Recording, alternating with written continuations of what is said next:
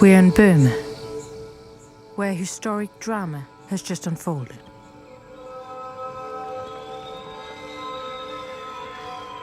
Let me set the scene for you a little bit. Like in any country, the fight over the throne has been tough.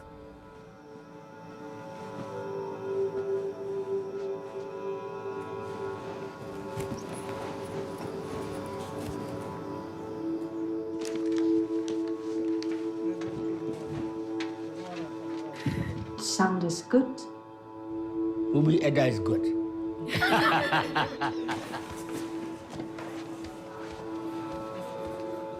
In fact, the fight is still ongoing as we speak.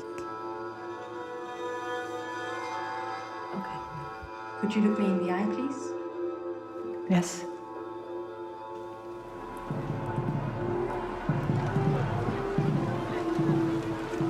Like in many countries, the road towards democracy has been long. But nowhere has a dream turned so fatally into a tragedy as in Burma. But we don't know that yet.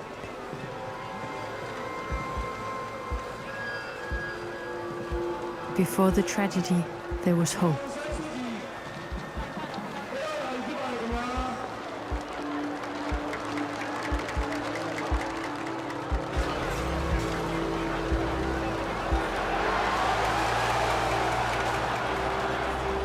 Before that, it all began with a woman and a military. A lot of people in downtown, they take to the street, holding whatever weapon available. I can hear some gunshots now coming from downtown. I think most probably this is taking place in front of the city hall.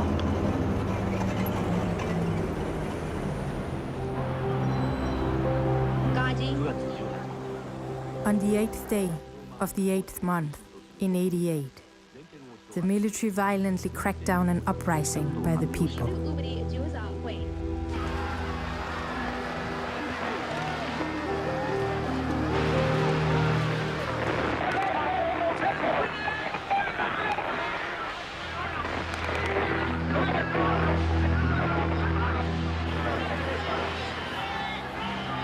What we want the military to do is to keep out of politics. We don't want the military to split up. We want the armed forces to keep together, but to keep out of politics. The military put Aung San Suu Kyi in house arrest and kept her there for nearly 20 years. One day the military announced that they were ready to step down from power and make real democracy. They had made a 7-step roadmap to follow. The 7-step roadmap. The plan was enshrined in what was to become their most sacred book, the Constitution.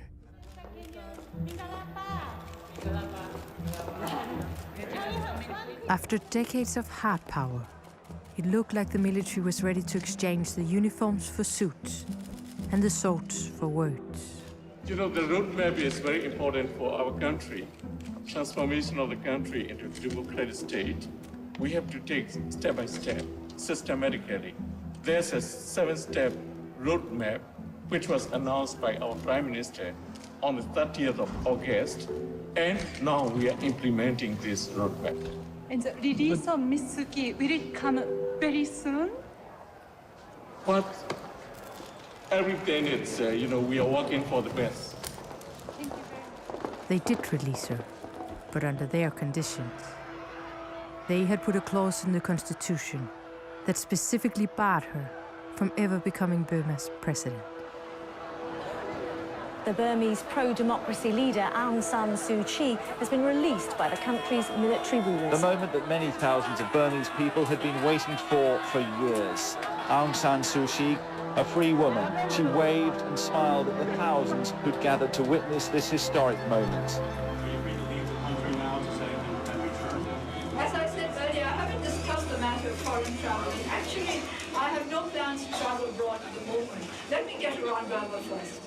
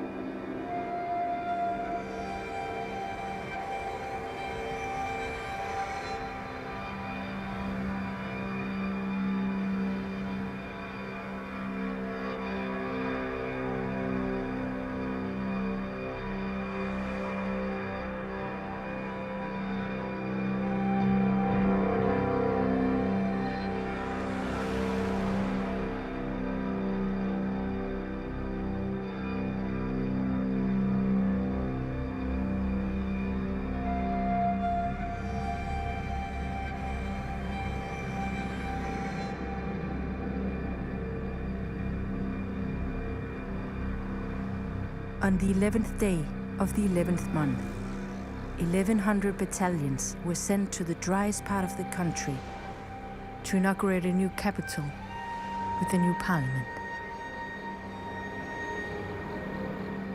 In 2011, the military installed a so-called civilian government.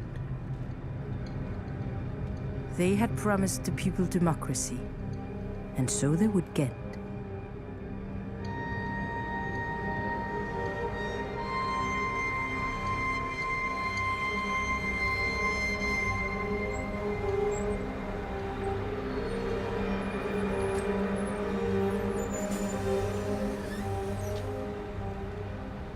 Temro Boma Temro Nale people Luabare Temro Namle Lucien Temro Joe Mati and Temro Namle Temro Sole Lubeti Minama Pipare.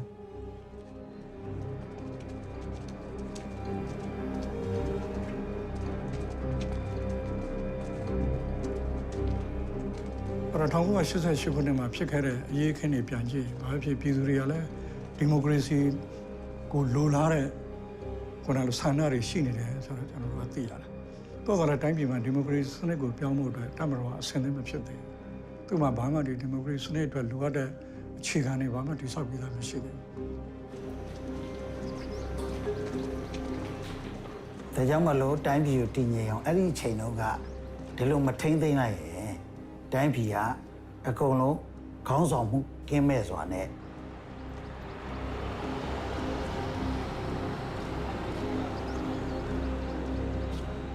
Don't need a Tamro Sorelu, Mimau. Paloma Mileso, Tamroa, two low ten located Lodi, to Lonely Bare. A Tiga here to Yoda, Nanga Kesari to look there. Now security, Lono Kesari to Tiga Halo there. Aung San Suu Kyi Myanmarနိုင်ငံရေးအခြေအနေနဲ့ကိုက်ညီမှုမရှိတာတော့တွေ့ရပါတယ်။ကြောင့်မလို့လဲတက်မလို့ကလက်မခံခြင်းဖြစ်ပါတယ်။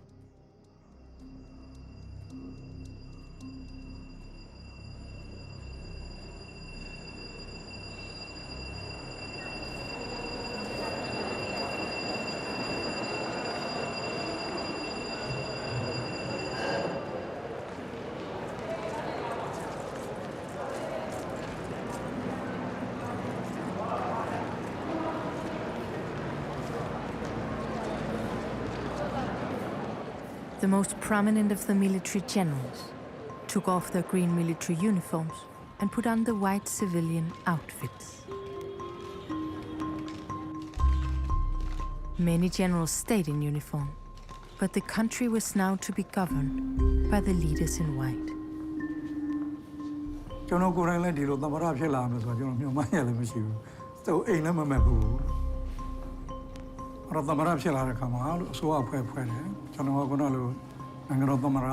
As well as Sua, Chica Legend of Pine. But Jono for them are power, Wingiria, in Temple Sua Latadua, Wingi the Chuba.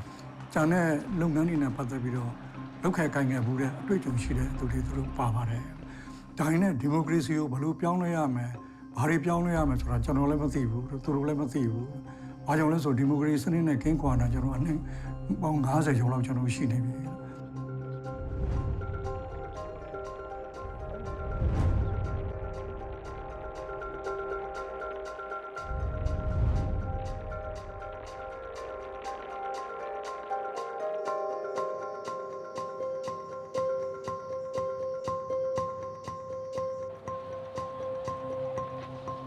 Institutions those days, are they in line with the military regime? We have no idea about how to rebuild the institutions. That is very difficult. Then we are thinking that, that is so difficult with the military regime and democratic government is so different, 180 degrees out of phase. From the top to the bottom, obey the order. That is a different style.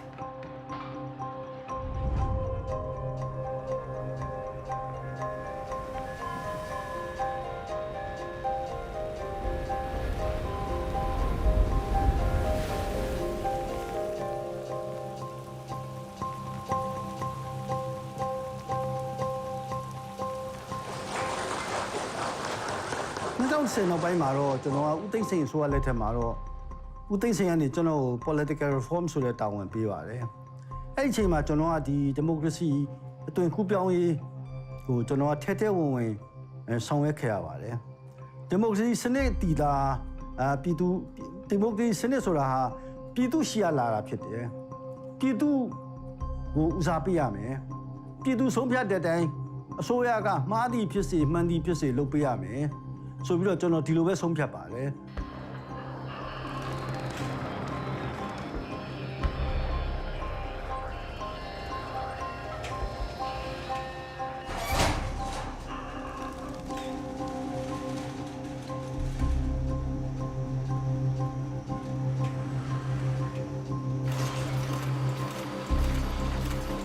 2010အရှိပိုင်းမှာအကြမ်းမြင့်ချုပ်ပြီးတော့ပြောရင်ကျွန်တော်တို့တိုင်းပြည်ကစစ်အာဏာရှင်တွေပဲတိုင်းပြည်မှာအုပ်ချုပ်ခဲ့တယ်စစ်အာဏာရှင်တွေပဲအုပ်ချုပ်ခဲ့တဲ့ခါကျတော့သူတို့ကိုယ်တိုင်လည်းနောက်ဆုံးမှာသူတို့သိတယ်အဲ့ဒါဘာလဲဆိုတော့တိုင်းပြည်မှာဆင်းရဲမွဲတေမှုတွေဖြစ်တယ်အောင်မြင်မှုမရဘူးအနောက်နိုင်ငံတွေကပိတ်ဆို့မှုတွေရှိတယ်ပြဿနာတွေအမျိုးမျိုးကြုံရတယ်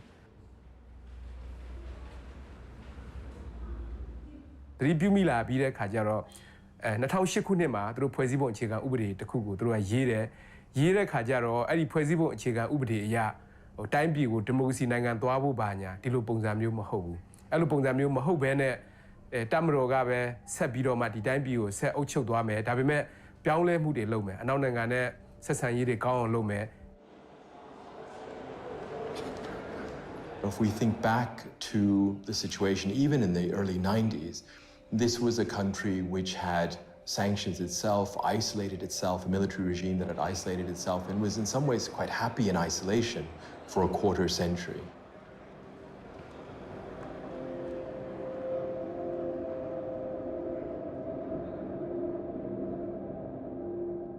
If they really wanted to reform the bureaucracy, to change mindsets, to change mentalities, they needed help and exposure to the West and the international community, help from the international financial institutions like the World Bank, the IMF and ADB.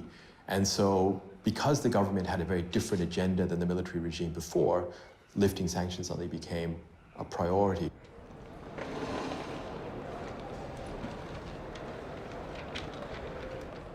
Hello.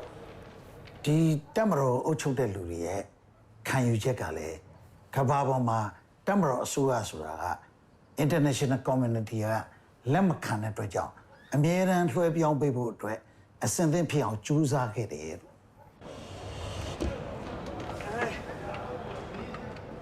For your Western country point of view, military coup and the military play important role in the politics, you cannot accept that.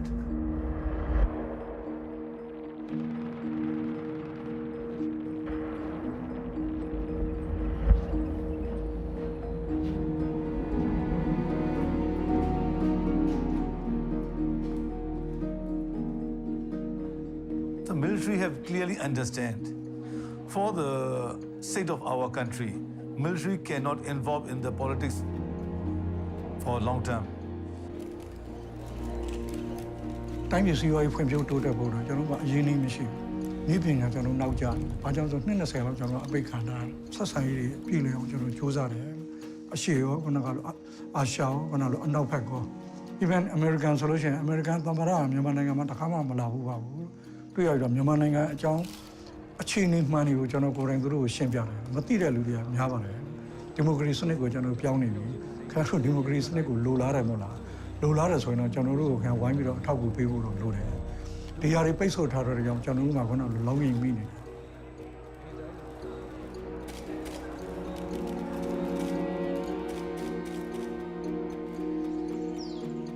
We've always said that the best way to get sanctions lifted in Burma is to meet the conditions that were set by the Congress when sanctions were imposed. For example, the release of political prisoners, negotiations with the democratic opposition, humanitarian access to conflict areas, and so on. So if these conditions are met, then the time will certainly have come for sanctions to be relaxed. အကြောင်းအမျိုးမျိုးနဲ့ခုနလိုထောင်ကျနေတာတွေအချုပ်ထဲရောက်နေတာတွေဒါတွေကအများကြီးရှိတယ် ဒီလူတွေကကိုယ်နိုင်ငံသားတွေဖြစ်နေအဲ့တော့ဒီမိုကရေစီကိုလိုလားလို့တချို့လဲစူးကြပူကြရင်းနဲ့ဒီလိုတွေဖြစ်တာတွေရှိတယ် အများကြီးကျွန်တော်တို့အကျဉ်းသားတွေလွတ်ခဲ့တာကျွန်တော်ပဲလို့ So he's also like the responsible person.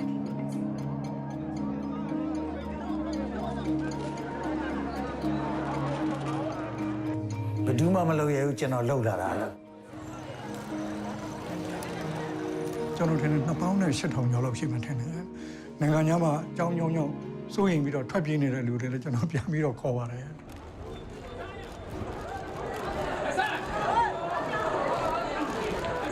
ဒီနေ့က1988တုန်းကတောခိုသွားတဲ့လူတွေပြည်ပကိုထွက်သွားတဲ့လူတွေကခဲဗမာပြည်ကိုအများကြီးပြန်လာနိုင်ခဲ့တယ်ကျွန်တော်လုပ်ပေးခဲ့လို့ကျွန်တော်လည်းကြိုက်တာမကြိုက်တာဖိတ်ချိတ်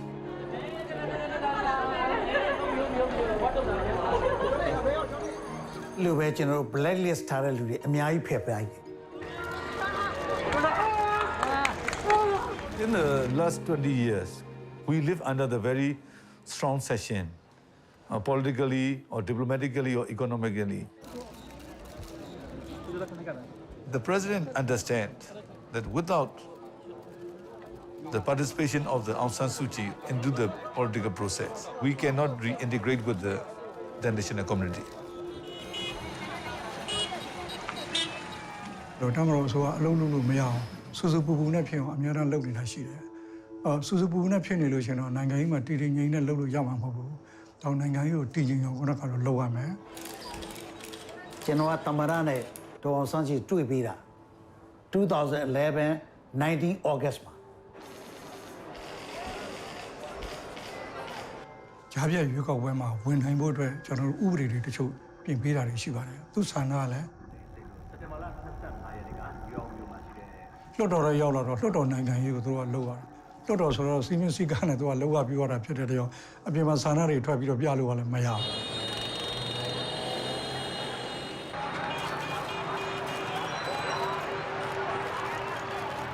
So this is where it all began. They had invited her in, and she had accepted the invitation and participated in the by-elections. The elections were symbolic, and the stakes were small. With only 10% of seats contested, it brought with it little power. But it raised a hope for the general elections the leaders had promised in 2015. When the president made the decision to meet the Aung San Suu Kyi, most party members are suspicious of the Aung San Suu Kyi. The Aung San Suu Kyi and during a military government, there's a quite different on ideas. So some made the remark behind the president back. The Utain Singh is trying to give in the life to the already dead tiger. A historic moment for Myanmar as the country's pro-democracy leader Aung San Suu Kyi is elected to parliament. The opposition National League for Democracy claims the Nobel laureate has easily won the majority of seats in her constituency just outside the city of Yangon.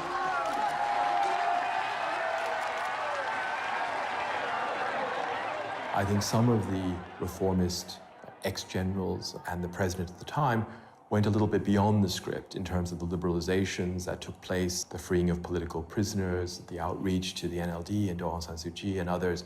And I think this tested the margins of what the establishment as a whole was probably also willing to tolerate. And so I think for those who wanted to push reform from within the government and from within the system, they also had to think about what might trigger a backlash. And no one was really quite clear what the whole game of politics was meant to be.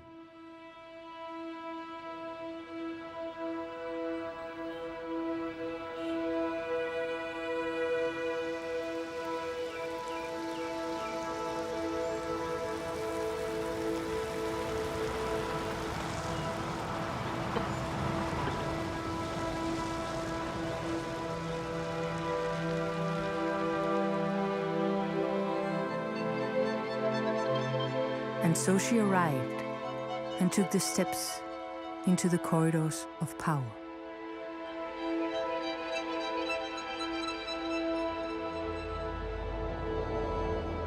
But she wasn't prepared to start playing by the rules that deliberately excluded herself from power.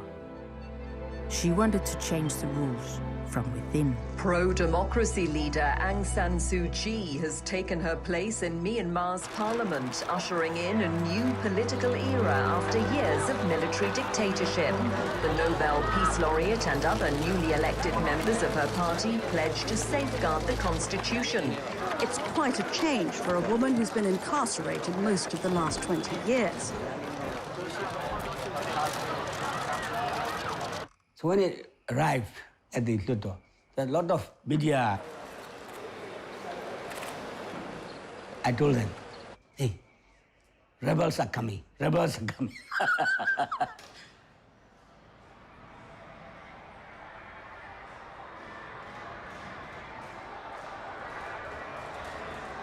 Well, actually, we are rebels, but we have struggled along so many years, nearly 3 decades.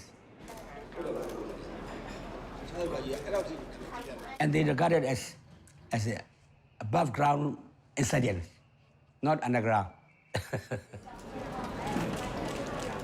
Aung San Suu Kyi and her party only hold 8% of seats in parliament, so at first glance they don't seem to have much leverage.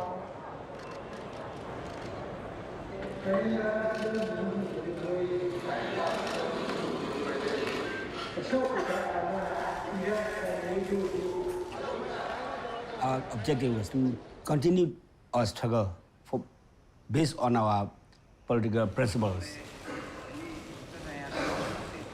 to amend the constitution and to get truly democratic state. I have a tremendous goodwill towards the military, so it doesn't in any way bother me to sit with them. I'm pleased to be sitting together with them. But you would like to either reduce their presence or not have them in the parliament? We would like our parliament to be in line with genuine democratic values. It's not because we want to remove anybody as such.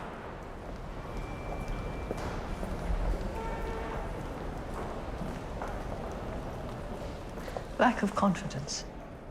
If you have to pinpoint the greatest weakness, that's it. Lack of trust and confidence. Nobody trusts anybody. This is a result of years and years of dictatorship, authoritarian rule. You always have to be careful. You don't know who's informing on whom. And this lack of trust has seeped into our very bones, in a sense. So this does not help to bring about reconciliation.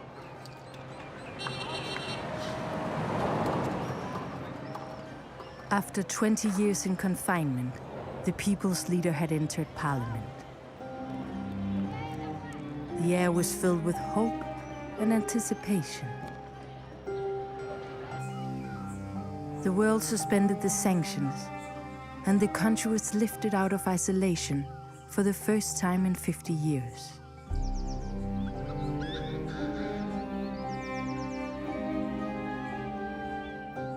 It was a historic moment.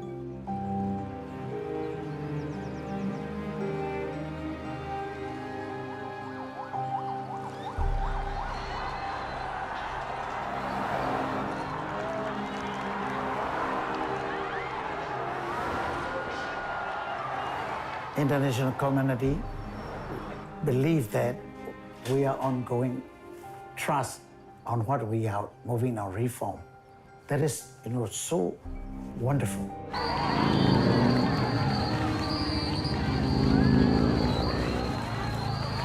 Even U.S. President, Sir Hillary Clinton, and UK Prime Minister, and your, Denmark, Sweden, Norway, King Norway.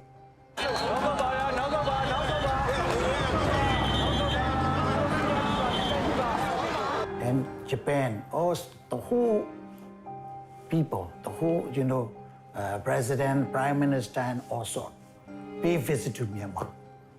That is a great change, the great changes in Myanmar.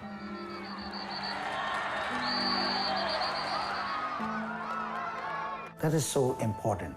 Within a short time, it's very difficult to get trust within a short time.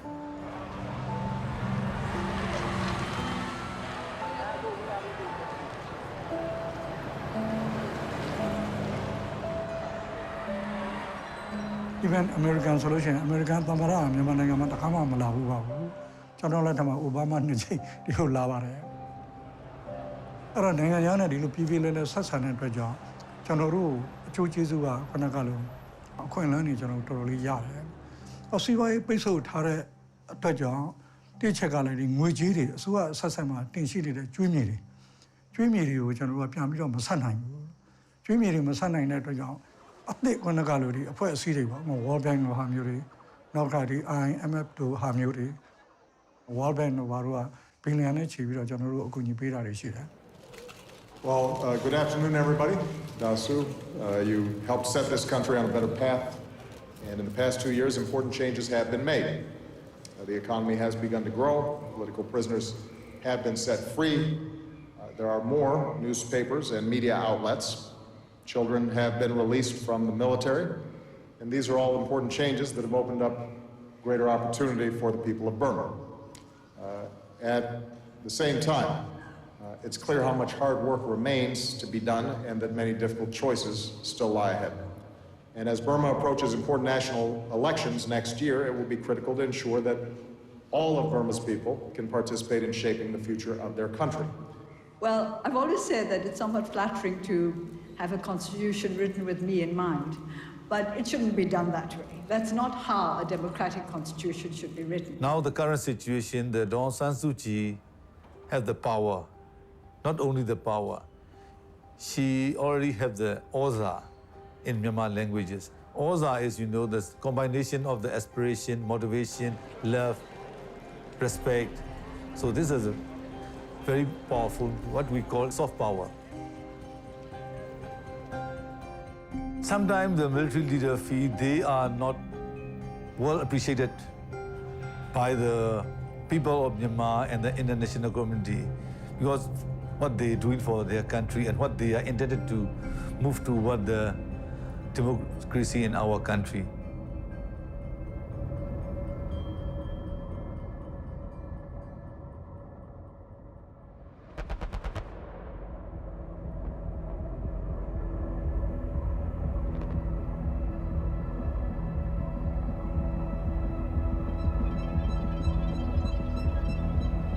While the leaders in white continued their efforts, the devil lied in the detail.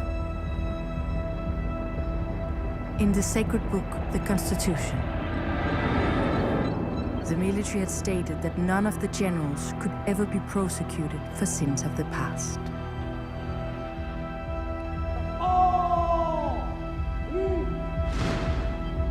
Nor could any civilian government ever rule over the military. And they would keep the ministries of security, border and defense within their power.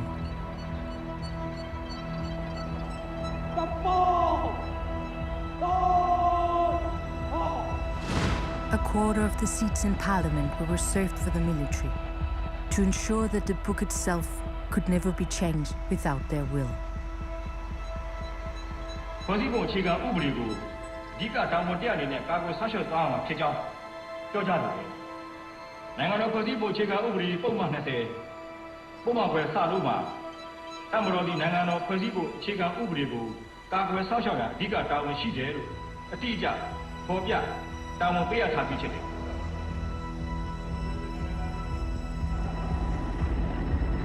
Oh, and one last detail put in the book. Aung San Suu Kyi could never become the country's president.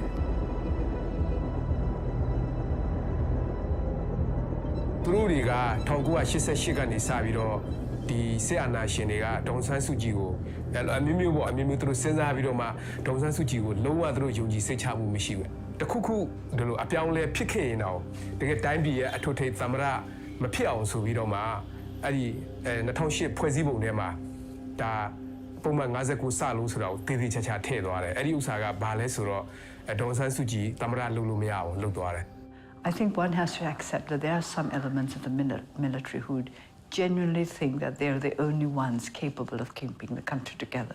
Now, this is not surprising because they were in power for more than 50.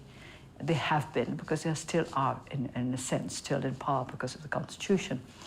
They're the first military coup that established long-term military rule in Burma took place in 1962. So if you count it from then, it's over 50 years. after 50 years at the helm, then it's not very surprising that they got used to thinking that they were the only ones capable of keeping the country together.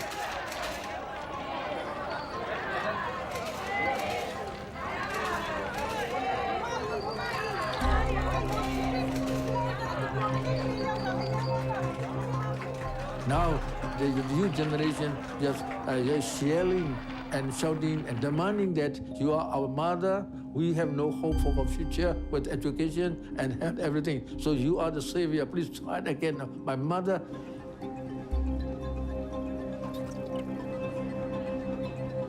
She has quite a lot of ability and efficiency and any other things, but can make herself gradually with the esteemed leader, you see. She clearly declared that, I want to be president. I will be the president. She precisely already declared that already. But when you talk about the 59 or 82, but the most important thing is the F, because so simply marginalized also not to become the president. As the book couldn't be touched by anyone but the military, Aung San Suu Kyi saw only one way of becoming the country's president: to talk directly to them and convince them to remove the clause. But nobody seemed interested in such talks. Only one man was willing to listen to her.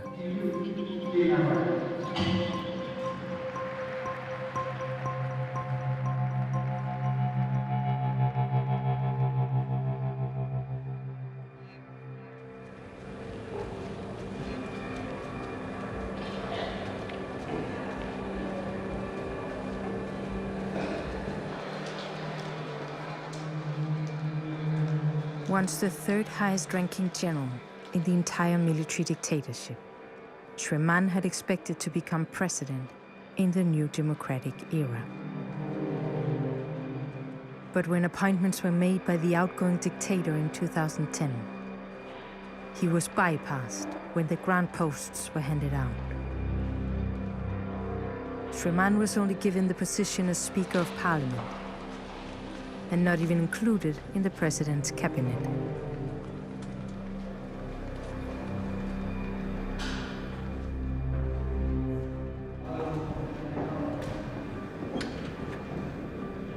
The attempt to sideline an ambitious man should turn out to cause unexpected troubles for the leaders in white. Enemy of your enemy is your friend. I think that's what happened.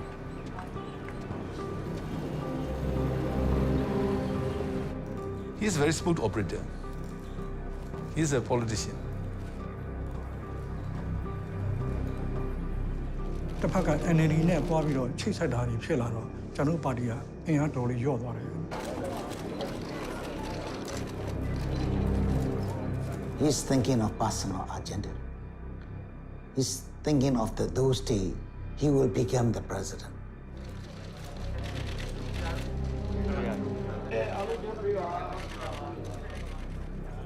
But up to now, Aung San Suu Kyi has a very few knowledge about how the government system is working, what happened in the last 20 years in the military and the government side. So I think whether he liked it or she liked it or not, she needed someone who have to share the knowledge and give the advice.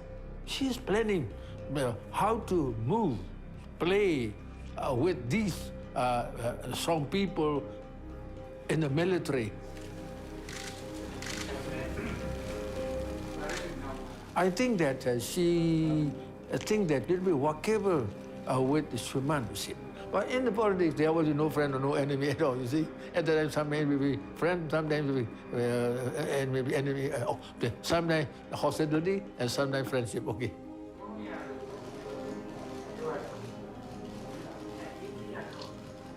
Aung San Suu Kyi 2012ခုနှစ်ကြားဖြတ်ရွေးကောက်ပွဲဒေါ်အောင်ဆန်းစုကြည်အနိုင်ရရှိပြီးတော့တို့နဲ့ဒေါ်အောင်ဆန်းစုကြည်စပြီးတွေ့ခဲ့ပါတယ်သိခဲ့ပါတယ်သူ့အကြောင်းလည်းနားလည်ခဲ့ပါတယ်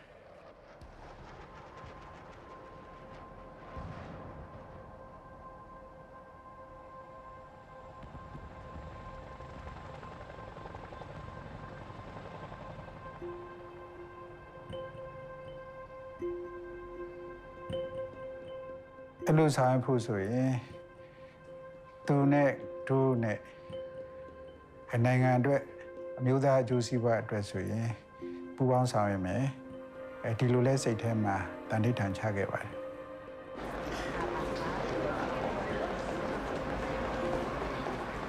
Aung San Suu Kyi think the Ushuiman can able to amend the Constitution 59F because to amend the Constitution you need at least one vote from the military. So I think Ushuiman can deliver the result. Ushuiman agreed to discuss a motion in the parliament for the amendment of the Constitution.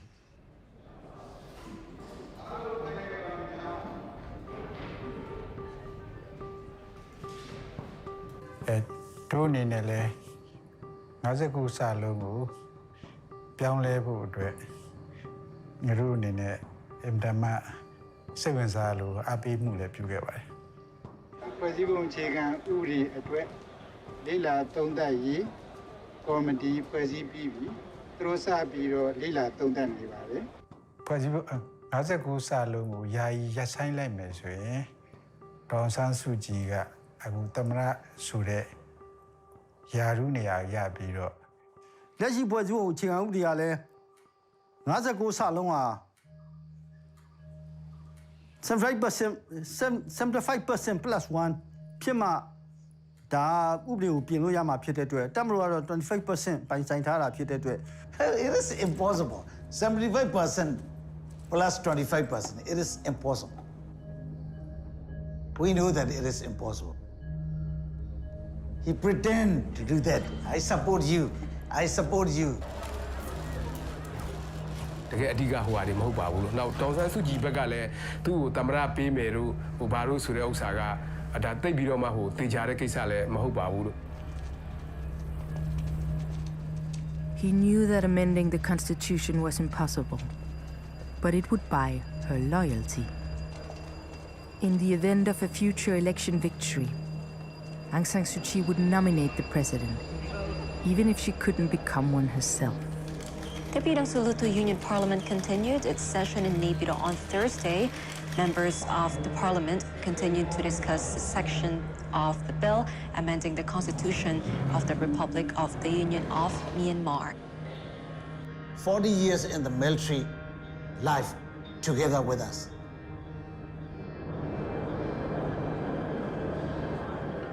He betrayed the military, so the whole world military corps didn't accept like that.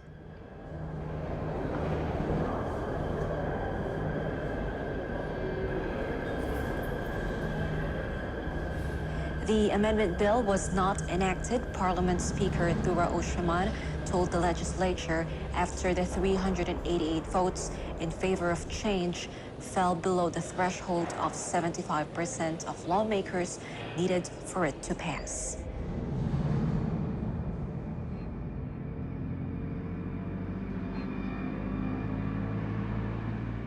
But things didn't turn out his way. Having betrayed the military, he never got the chance to run for the presidency. Naypyidaw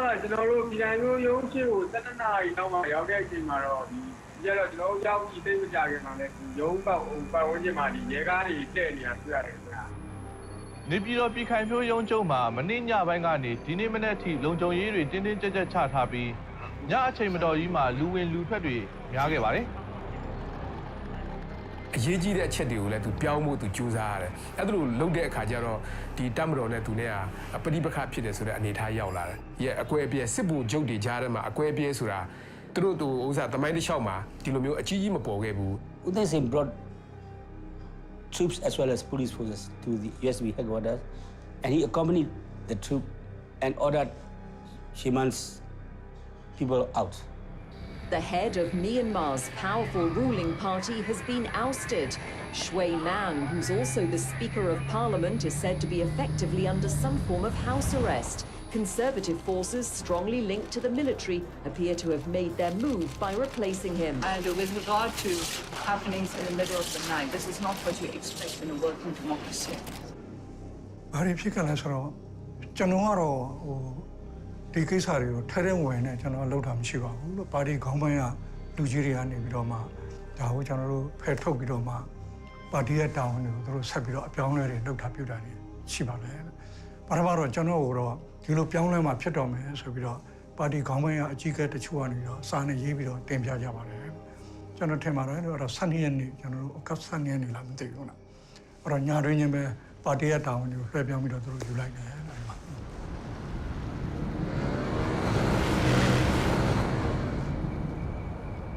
You know who did that? Although I don't know who ordered that transfer of power, my assumption is that old man, Senior General Tan Shui, is still influential. Nobody will think about that leadership change. He can only give that kind of order.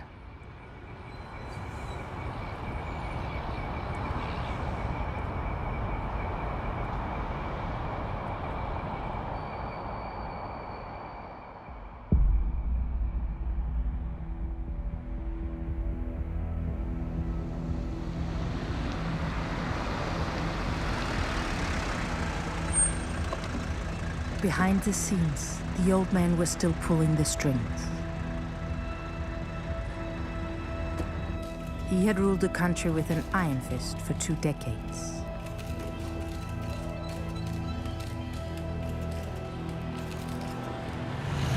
It was him that had put the sacred book in place and ordered democracy,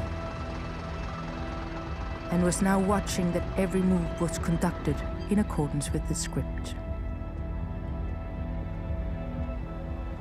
Under his authority, the military enriched itself by exploiting the country's resources.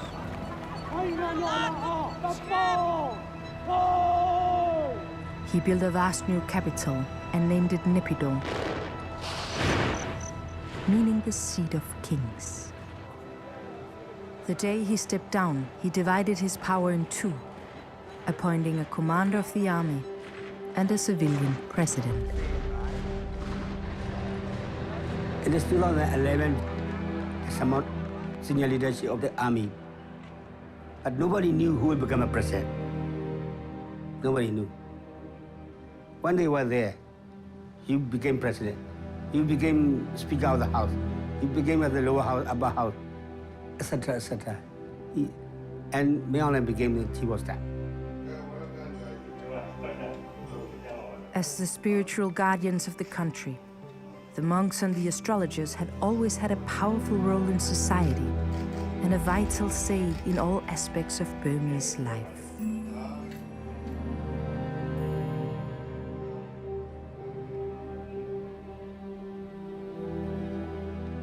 Myanmar was different. He was chosen to lead the army because the old man checked his astrology. That's why he became the commander of the army. Not his military proficiency. His stars are at the top.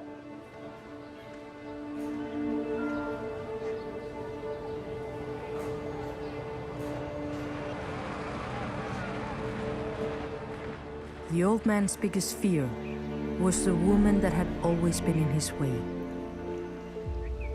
Even with her in house arrest, had he engaged 4 astrologers to foresee any threat that could come from her side.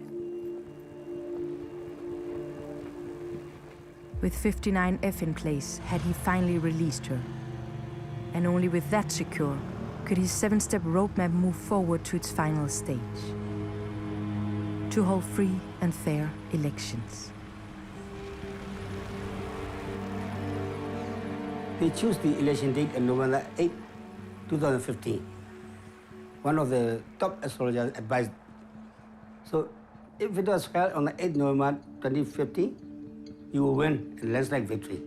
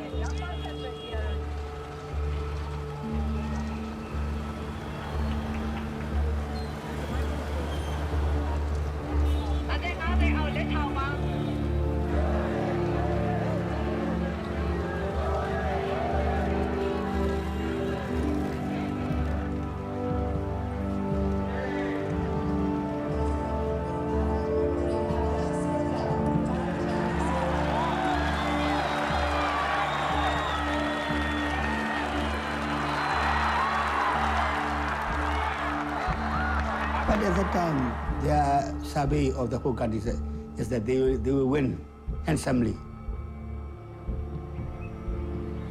ကျွန်တော်တို့ညီမှန်းတာတော့100 ရာခိုင်နှုန်းပဲเนาะ100 ရာခိုင်နှုန်းညီမှန်းတယ်သို့တော်လည်းပဲတကယ်အခြေအနေမှန်ဆိုတဲ့ဥစ္စာတော့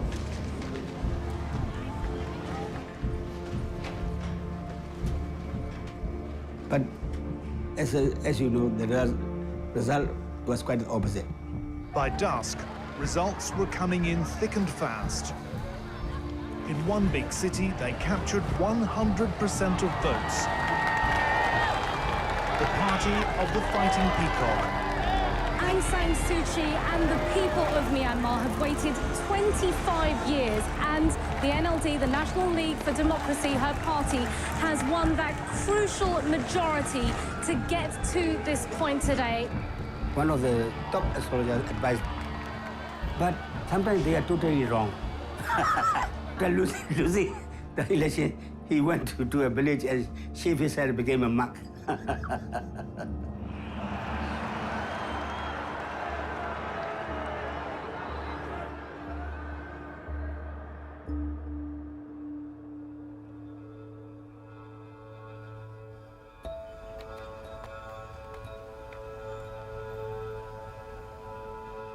Even with the election victory safe, the battle was not over.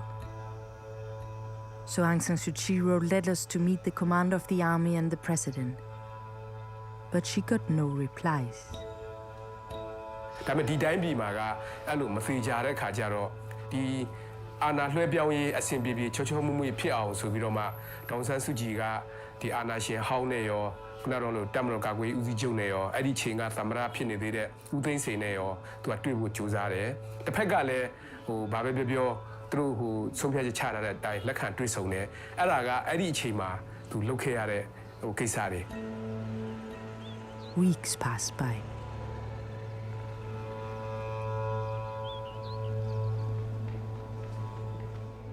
She wanted the keys to the kingdom, but the corridors of power were haunted by misdeeds of the past.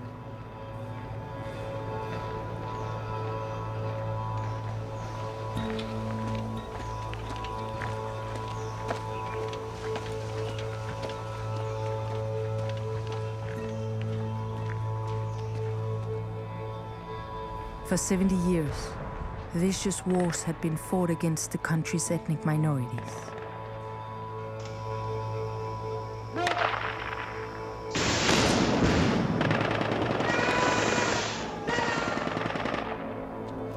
Wars that justified the military's existence as guardians of the sovereignty of the nation.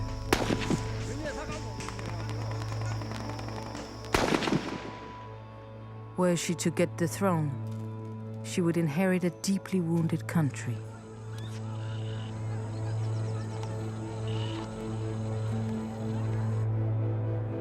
Then one day, she received an invitation.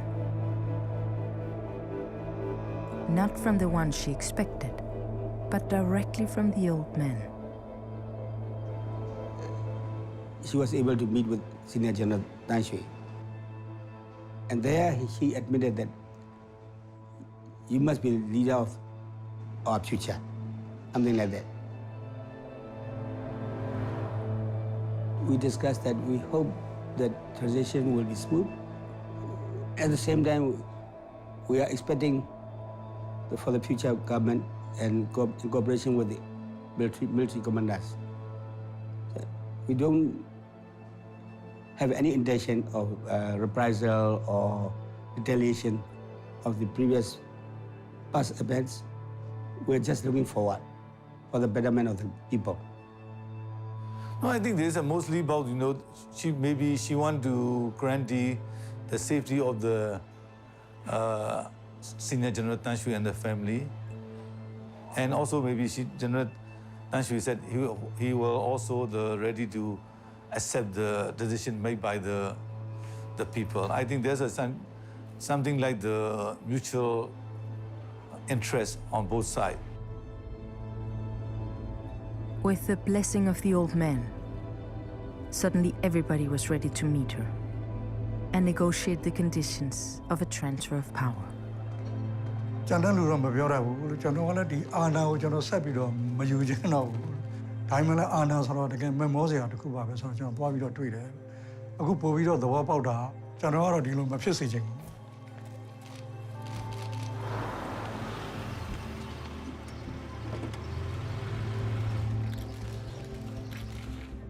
ခရမ်းစနစ်တစ်ခုကစနစ်ပြောင်းတဲ့အခါမှာခရမ်းစဉ်းစားဖို့ကလွယ်တယ်လို့မထင်ပါနဲ့စနစ်အဟောင်းကိုကြိုက်နေတဲ့လူတွေရှိတယ်ဒီမိုကရေစီစနစ်သစ်ကိုကြိုက်တဲ့လူရှိတယ်ခြံစည်းရိုးပေါ်မှာခွာထိုင်တဲ့လူတွေရှိတယ်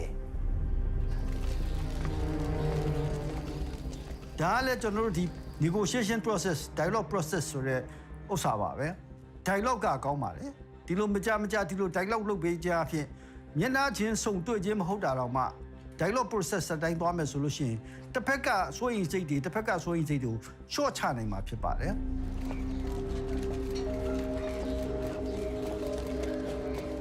တချို့လည်းဟလာရှိပါသေးတယ်ကျွန်တော်တော့ဒီလိုတော့အများကြီးမပြောလို့ပေါ့နာမည်တွေသူတို့ပွင့်လင်းရမှာကြောက်တယ်ဗျာသူတို့ပွင့်လင်းရမှာကြောက်တယ်တောင်ဝန်ခမ်းမှာကြောက်တယ်သူတို့ရဲ့နောက်ခံသမိုင်းကြောင်းကဒီကိုသူတို့သိကြောက်တယ်ဒါရှိမှာပေါ့လို့ဒီလိုလူတွေရတယ်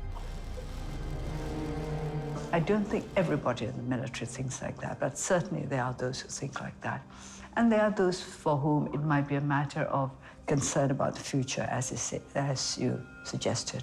What will happen to them if there's a truly democratically elected government made up of those from parties other than one that they founded?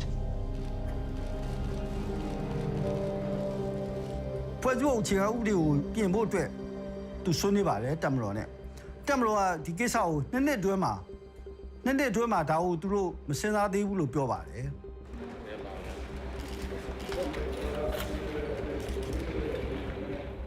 So you have to understand that there's a two option for the LND government.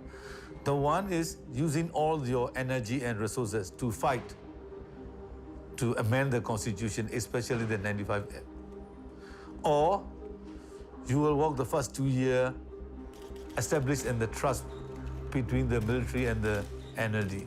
So I think Aung San Suu Kyi, she selected the second option. All those who are in a position to change the course of the history of our country must agree at some point that we are going to take that path and not the other one. She pledged she will work very closely with the military and the former official like the President U Thein Sein in the future affair of the state. သူ့ဘက်ကလည်း short တဲ့အပိုင်းကိုသူအများကြီး short ခဲ့ပါတယ်ဒါကြောင့်မလို့အခုဒီတပ်မတော်ကနေသူ့ကိုလက်ခံရခြင်းဖြစ်ပါတယ် The leaders in white stepped down and let Aung San Suu Kyi take their place. From now on, she would have to cooperate directly with the commander of the army, the military in its true colors. So the main thing is both sides didn't want to rock the boat.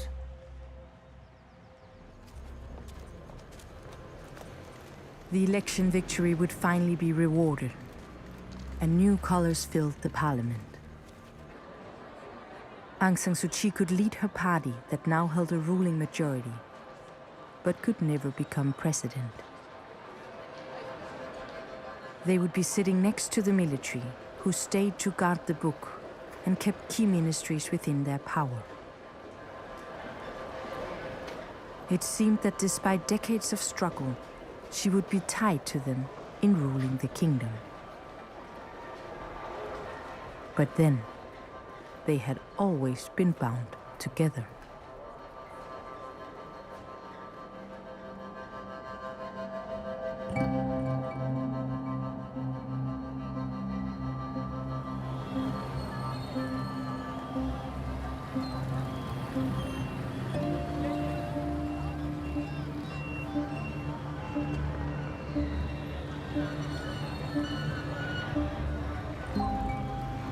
In the 1940s, General Aung San led the fight for Burma's independence against the British colonial powers.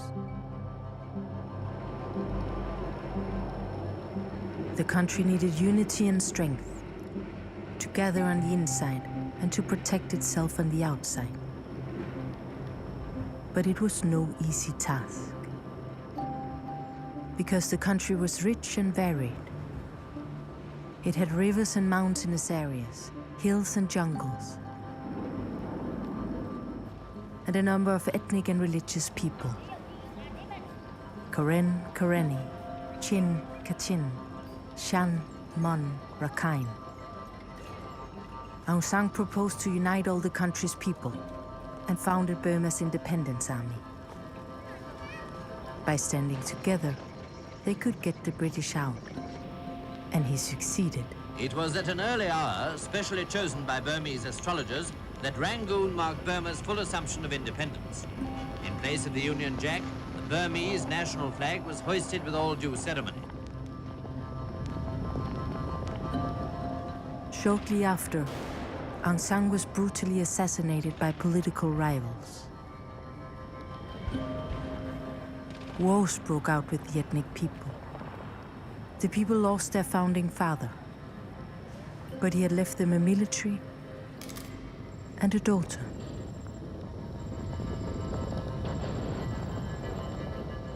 She always mentioned that she was brought up in the hands of the NCOs around her father. He had the affection, whoever is in the army, but they are still do not accept the rule of Aung San Suu Kyi. It's personal grudge. Well, as you know, since independence, when her father was assassinated, it was a known fact that he's the architect of our independence. He's the founder of Burma Army.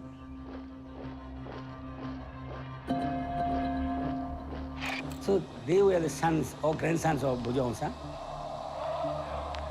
And then when military government took over, army is the father, army is the mother.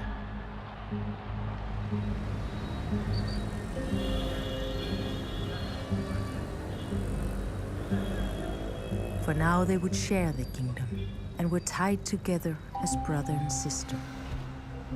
But she wasn't going to give up her plan to unseat the military from the palace. After all, she was the true heir to the throne.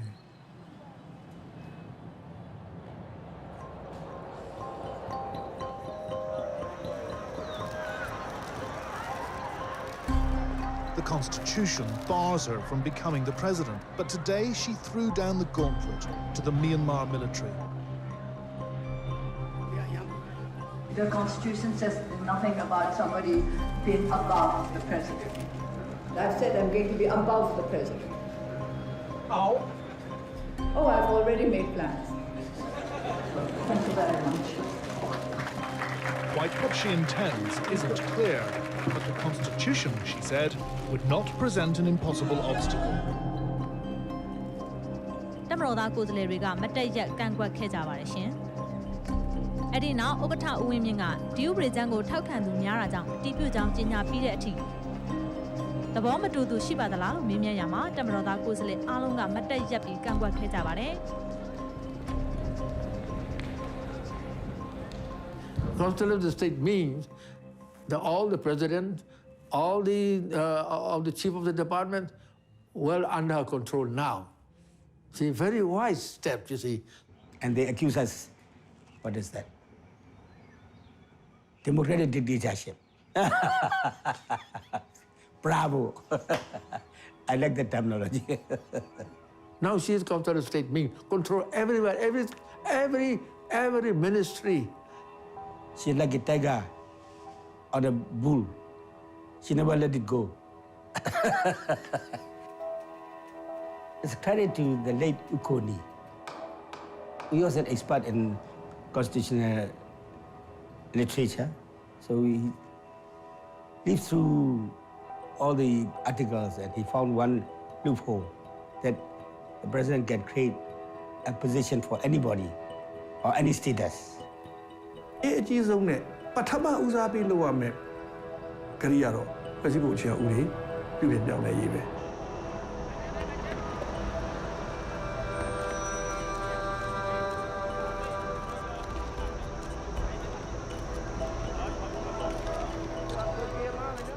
Well, I'll make all the decisions. It's as simple as all that. If I'm required to field a president who meets the requirements of Section 59F of the Constitution, all right, we'll find one.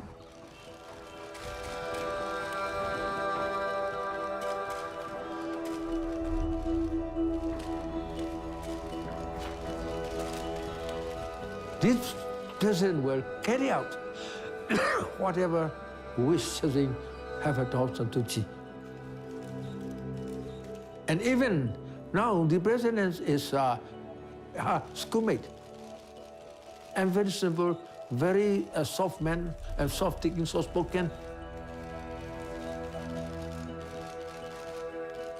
As the president, the president will carry out any sort of things to comply with her desire, you see. So she can want everything now, more than president now, you see. Now she can handle everything, you see. So that is why we cleverly move that can again able to carry out by Aung San Suu Kyi all of the powers, because we have a majority of the votes of the parliament, so we won.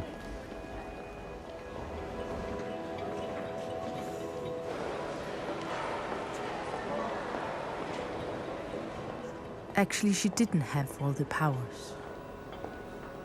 While she had learned the game well and played by the rules, the military hadn't left the stage, and they responded with their language. Violence.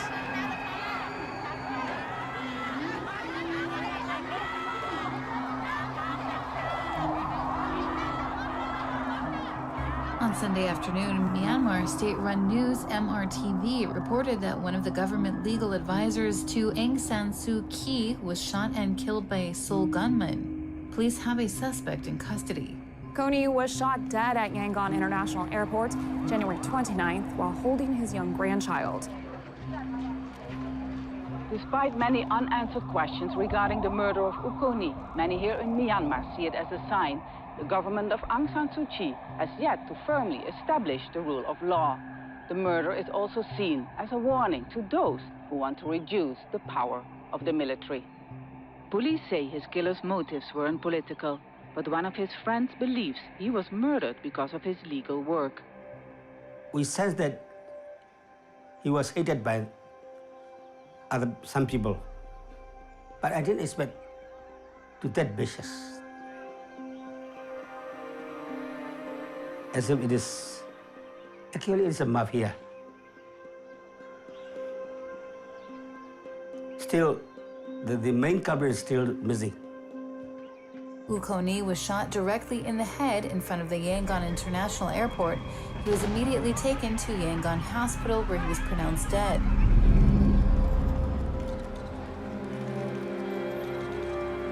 Aung San Suu Kyi didn't attend the funeral. She stayed silent and withdrew from the public eye. She's shrewd. She can guess the main reason. She says something, it will get worse.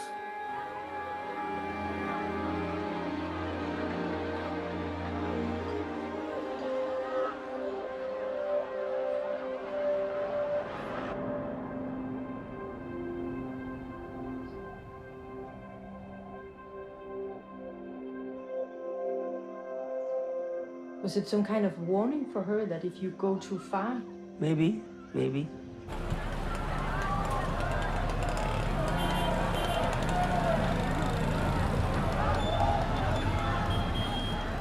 But there was another problem with this lawyer.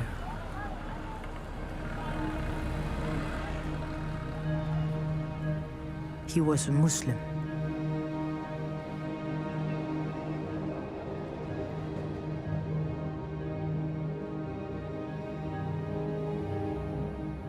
Back in 1947, when Aung San had united the country's ethnic people, one group was believed to have stayed on the British side. The ruling Buddhist majority agreed that they were traitors and that they did not belong in the country. The Muslim Rohingyas. The Buddhists called them Bengalis, considered people that had come from abroad.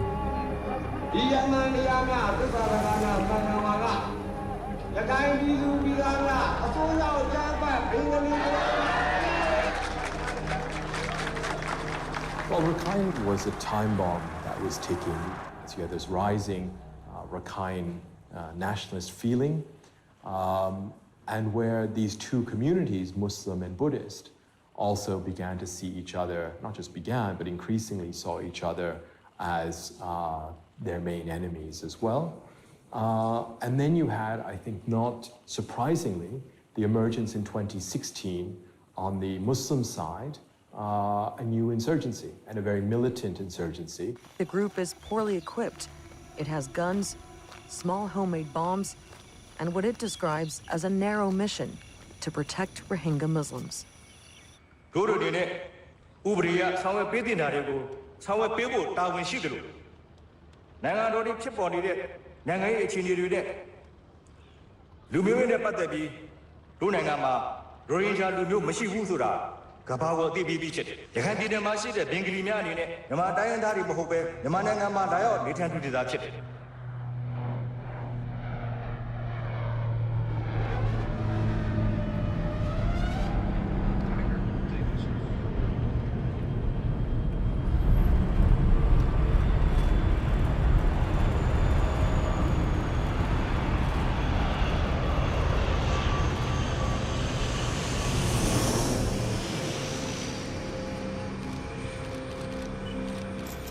The deep-rooted Rakhine conflict was toxic, and there were powerful interests at stake. To bring peace to the region and human rights to the oppressed people, Aung San Suu Kyi needed a powerful ally,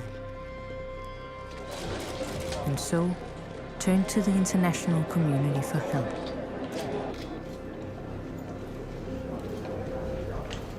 You know, Kofi Annan, she invited Kofi Annan. So sometimes you have your family and your wife, your husband and your children quarreling in your home. You call all the people and look what happened. That sometimes it is a little bit difficult. You should do yourself first. Tomorrow you will start traveling to the Rakhine. You will see for yourself what the problems on the ground are. You will be able to assess for yourself what the roots of the problems are. Not in one day, not in 1 week, but I'm confident that you will get there.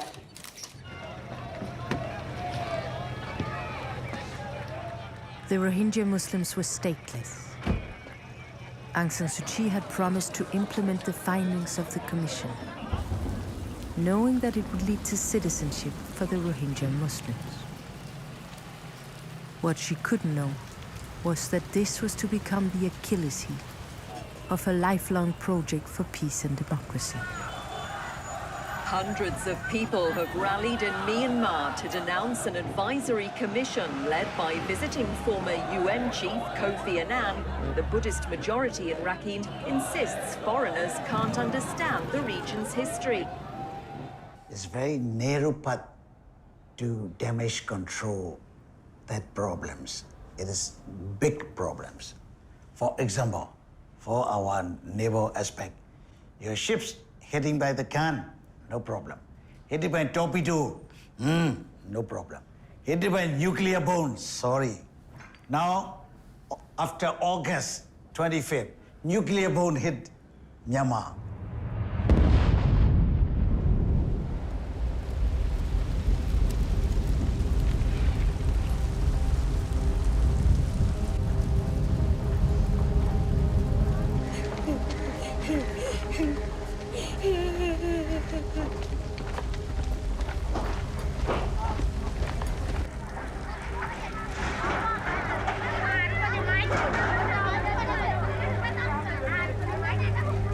စစ်ရေးအစွမ်းအကြံဖက်သမားတွေဟာမောင်တော်ဒေသမှာမိရှို့ဖျက်ဆီးနေဆဲဖြစ်ပြီးနီးစပ်ရာလုံခြုံရေးကင်းစခန်းတွေကိုပြောင်းရွှေ့နေရဆဲဖြစ်ပြီး Authorities say some 150 insurgents launched a series of raids on police posts in the early hours.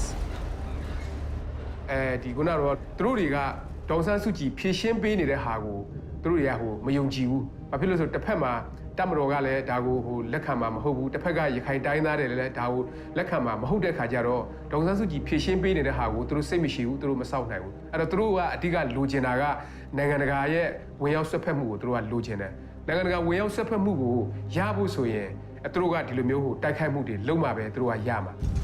Rohingya fighters attacked army and police posts in Rakhine State on Thursday night. Just hours earlier, former UN Secretary-General Kofi Annan had announced the findings of a year-long investigation into the mistreatment of the Rohingya minority in Myanmar.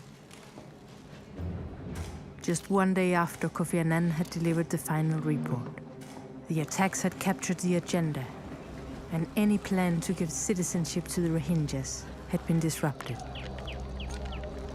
For the military, the situation provided an opportunity to respond and to get rid of a problem altogether.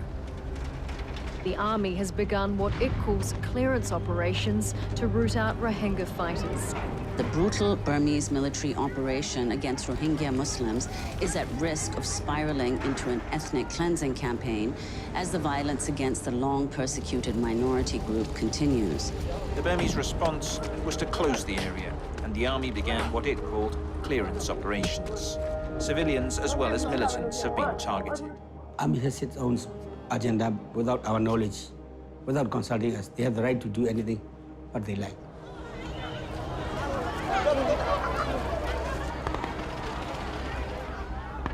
They can do what they like. We cannot interfere or order them what to do. The UN says almost 150,000 Rohingyas have fled the predominantly Buddhist country into neighboring Bangladesh in the last 12 days since the military operation began. The current situation cannot yet be fully assessed, but the situation remains or seems a textbook example of ethnic cleansing. She had invited the international community in. Now they expected her to respond and to condemn the military. The one thing she couldn't do. She had accepted to work under the Constitution, which gave her no power over military affairs. The consequences of that deal were now being realized. But as the crisis worsened by the minute, her immediate response was denial. I'm deeply disappointed and saddened by the disinformation campaign being waged around the world with regard to the situation in Rakhine. These fabricated news items are written and published with the intent to mislead the public. Aung San Suu Kyi, the country's leader, said the situation in Rakhine State was being distorted by what she called a huge iceberg of misinformation. The kind of things blew up in our face without any expectation. The government has rejected accusations that the armed forces are conducting a campaign of indiscriminate violence targeting Rohingya Muslims.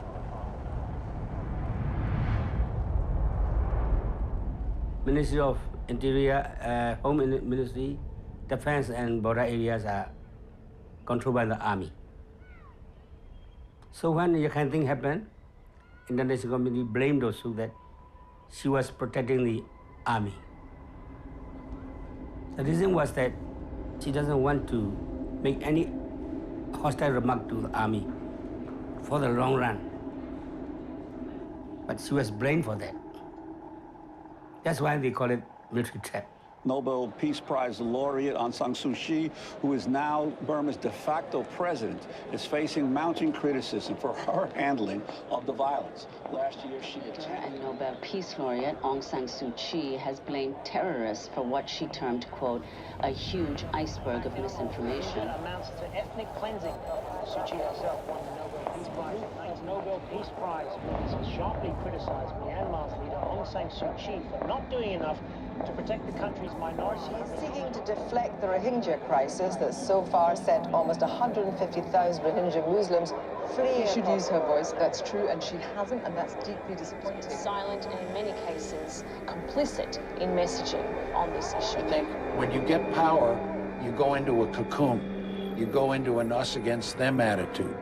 I think Myanmar knows, that Senior General Myanmar knows the problem, and then she's enjoying the situation. While Aung San Suu Kyi had put herself above the president, there was one man who was ultimately above them all, the commander of the army. The commander of the army was accountable to no one but the commander of the army. He held the monopoly on violence and could take back full power of the country whenever he liked, as history had proven. For the military, the situation was not a crisis. It was an opportunity to bring her down.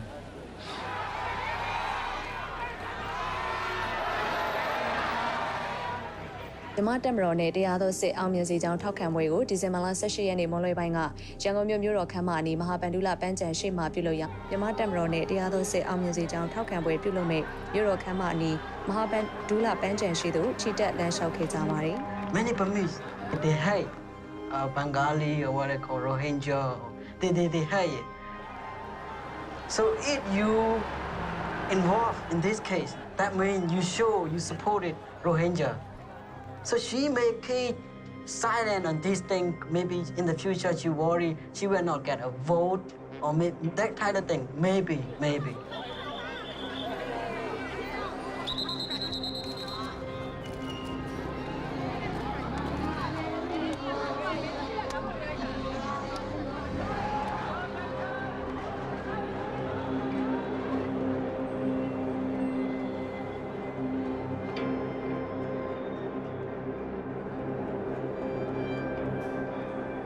While the military kept the conflict rolling, the outside world demanded clear answers from the state leader. From their front row seats in the audience, the military watched her enter the scaffold. After intense pressure, Aung San Suu Kyi finally addressed the Rohingya refugee crisis. This televised address to diplomats was Ms. Suu Kyi's chance to state her case to the world.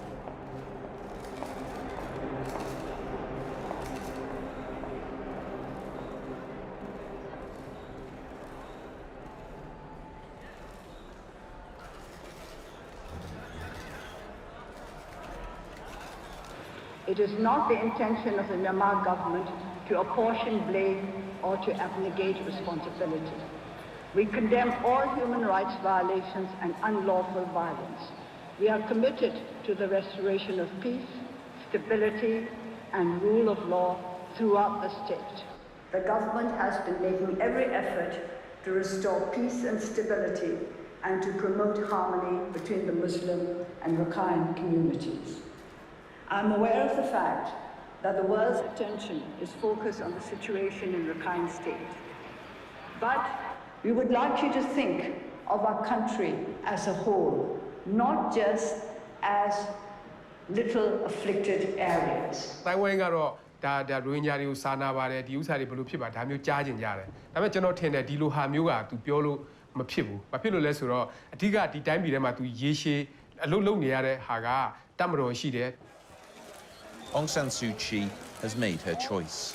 Her relationship with the military and the stability of her government comes before the Rohingya and what's left of her international reputation.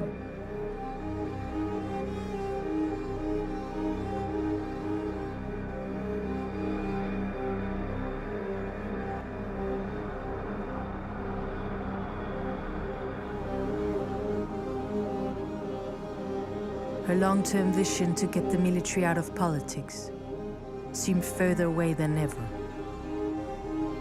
Yet, she had decided to stay on the inside and persevere. As the daughter of the founding general of the army, she was born with a destiny to lead the country and the military In that sense, she was ultimately above them all.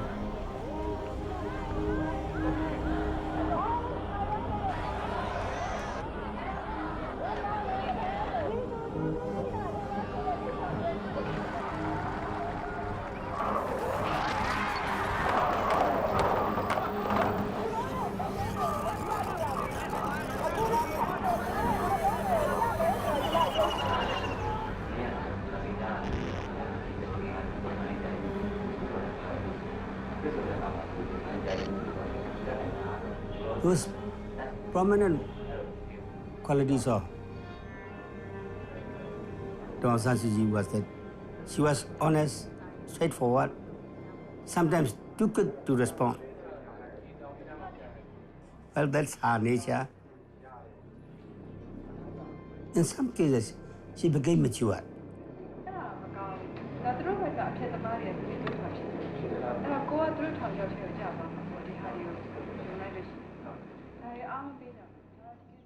Her attitude to everybody, she wanted to be a mother to them.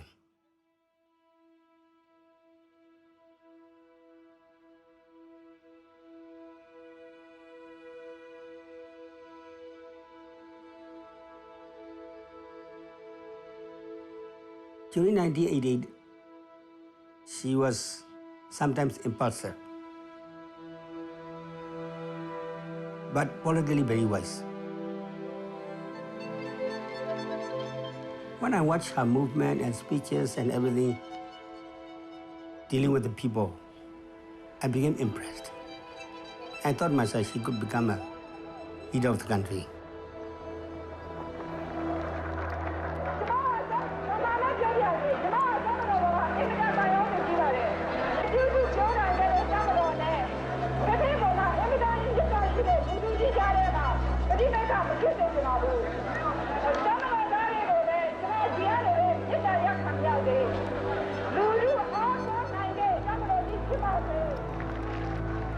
She assumed herself as a mother. So she tried to formulate how to treat them, how to communicate with them, whether general or ethnic people or whoever he may be. Her attitude is she doesn't want to take action against anybody. She would like to give some kind of lessons, and she would like to change their attitude with moral leadership. Everybody is equal in her own assumption, but it depends on their feedback. He's good, it's quite all right. He's bad, she will try to control him, or she won't take action against him. She will try to tame him patiently.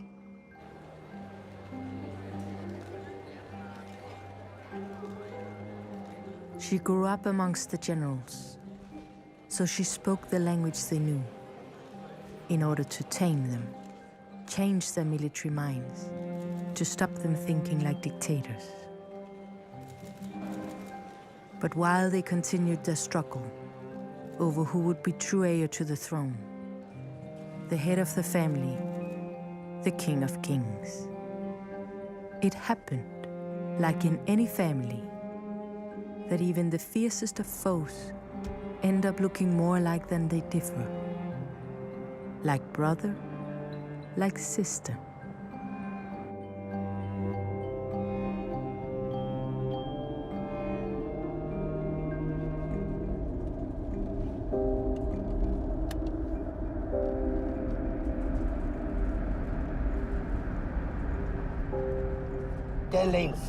Ten lanes there, 10 lanes here, it's 20 lanes.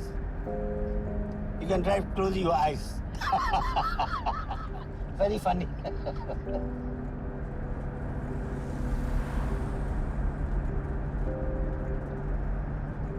Do you know where they live?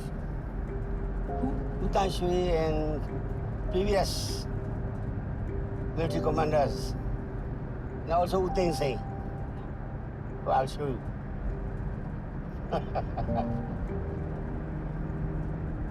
They stay with the full security details. Huge mansions.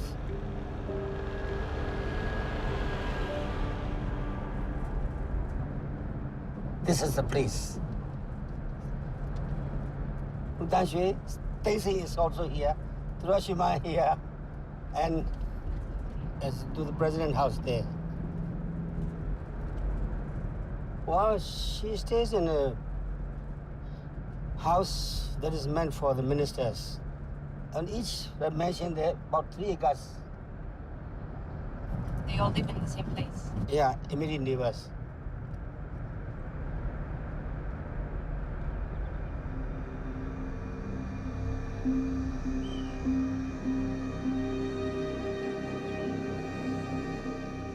Behind closed doors, far away from the people and the world, they kept their fight on going. All the while the country was falling apart at the seams.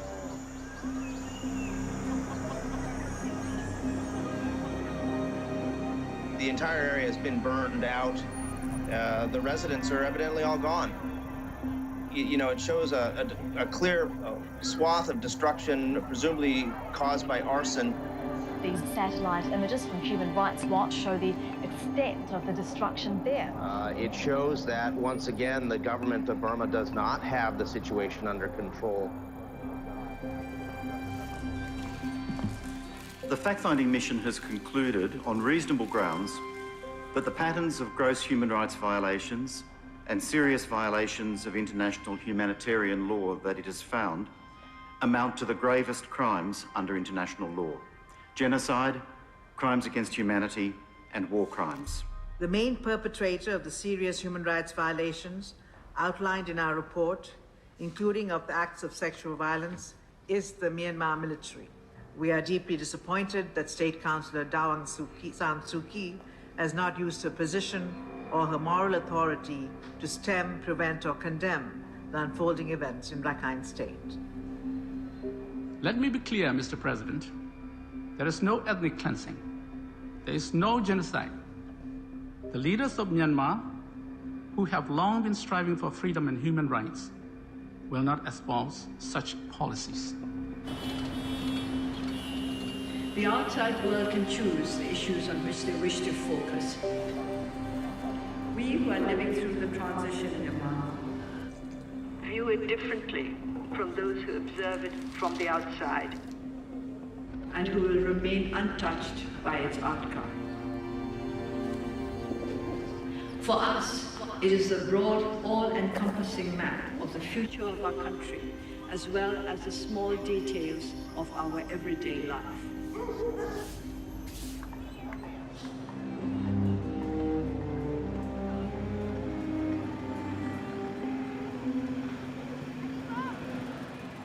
I think the country is in an emergency situation. I think that we have a country of endemic ethnic and religious conflict. One of the poorest countries in the region, opening up to the world. The crisis has been devastating. It's had a knock-on effect on the possibility of transition as a whole. The feeling on the outside that the government has not responded in anything like a satisfactory way has led to an intense cooling of relations between the international community through the United Nations with the Myanmar government.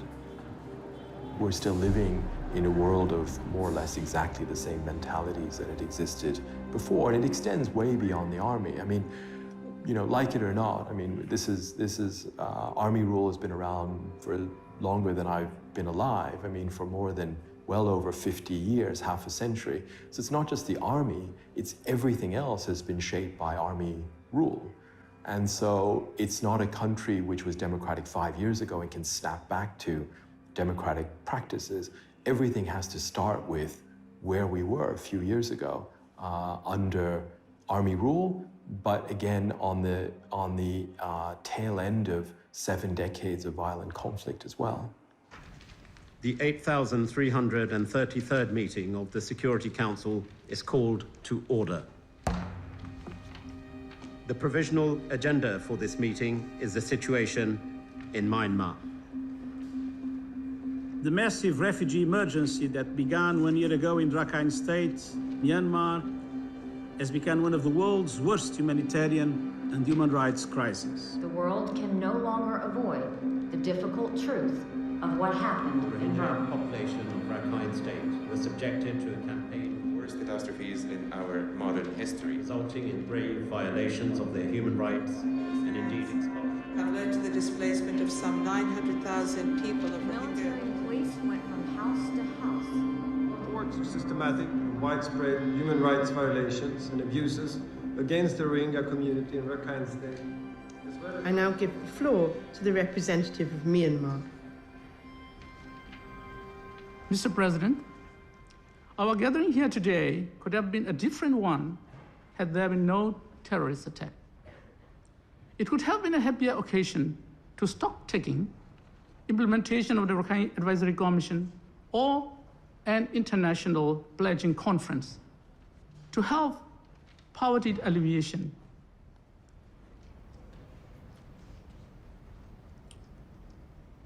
And so, sorry.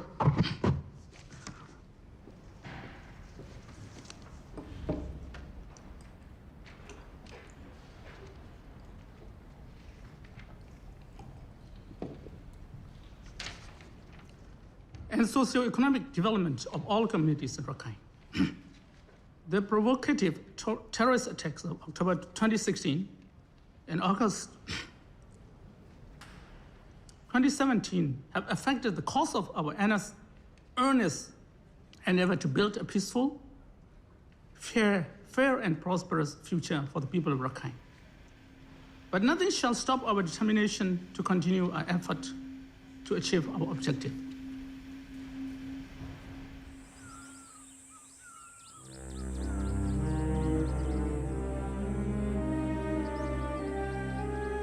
So this is what it came to.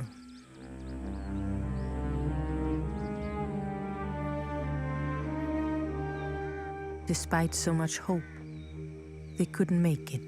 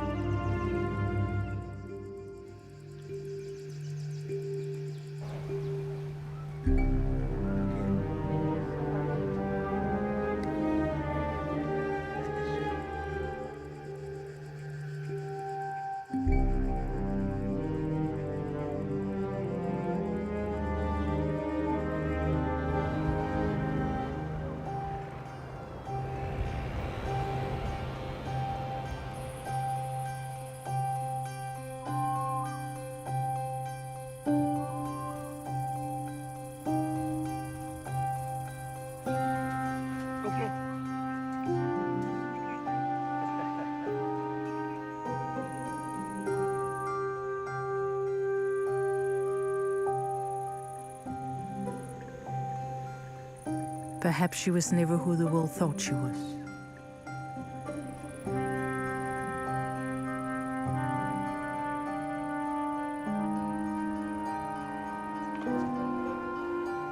Neither the villain the world sees her as now.